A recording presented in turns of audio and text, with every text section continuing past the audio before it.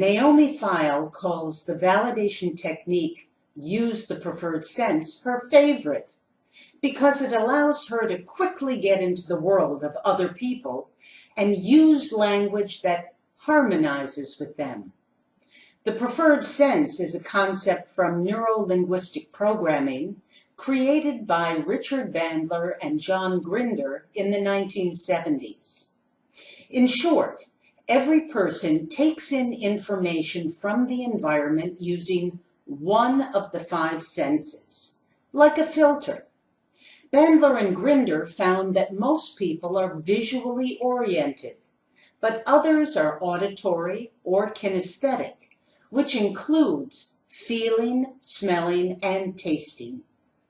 When we can identify the preferred sense of another person, we can choose words that match, and in that way, on a deep level, connect and build trust. When we use the preferred sense to make that connection, we are speaking their language. Not every word that the other person says is a sensory word, like I understand or it's difficult. We must listen carefully to how the other person expresses themselves and what words they choose. In the following role play, we've tried to make this process clearer.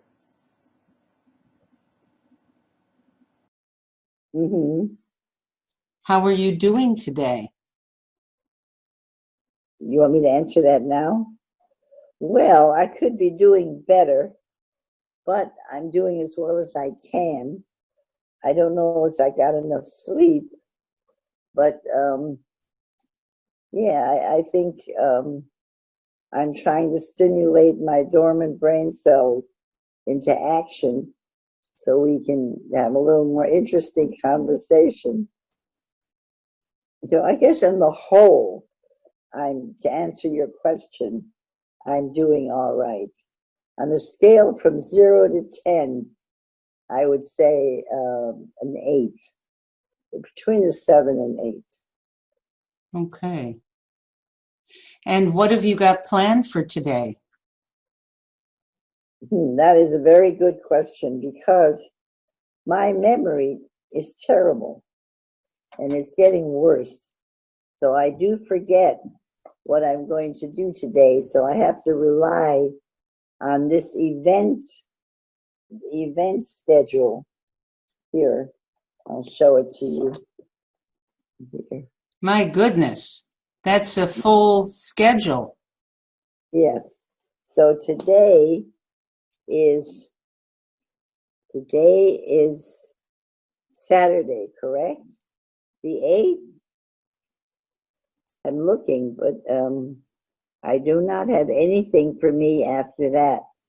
So I think, except to ask Eddie about opera tickets for November, which would be very nice. He says no. He said we cannot go to the opera.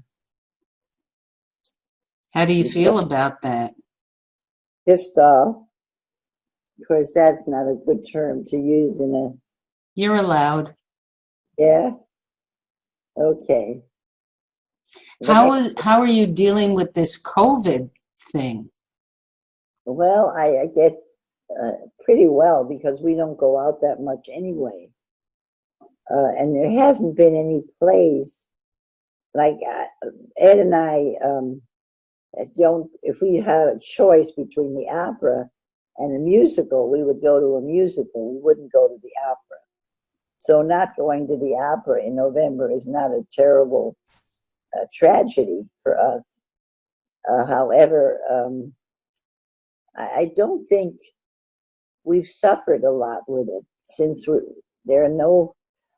Well, what I used to do is I used to go to improvisational improv, and I used to go to different things, and now I'm not doing that, but it's not being offered anymore. So I think that's a loss. So it hit you there. It hit you in going around and doing things. That's right. And meeting people, because I don't see people. That interaction. Right. Even though the people in these classes are not my good dear friends, still I had interaction. And Is it a sense of community? is it what? A sense of community? With people in the drama group and yeah, it's something in common. And of course, for some people, you have a more the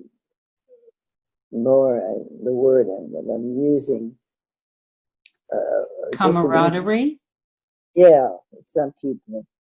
You have an instinctive kind of connection, and other people you don't.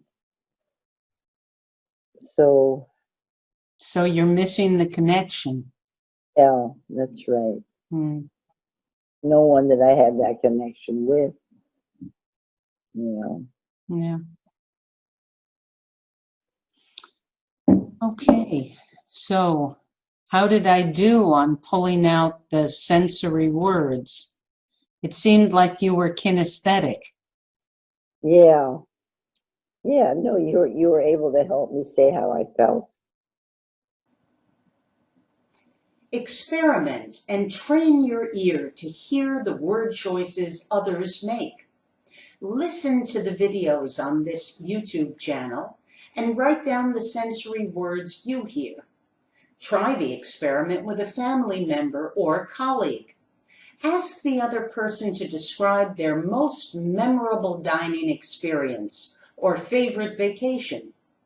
Have fun as you integrate a new skill.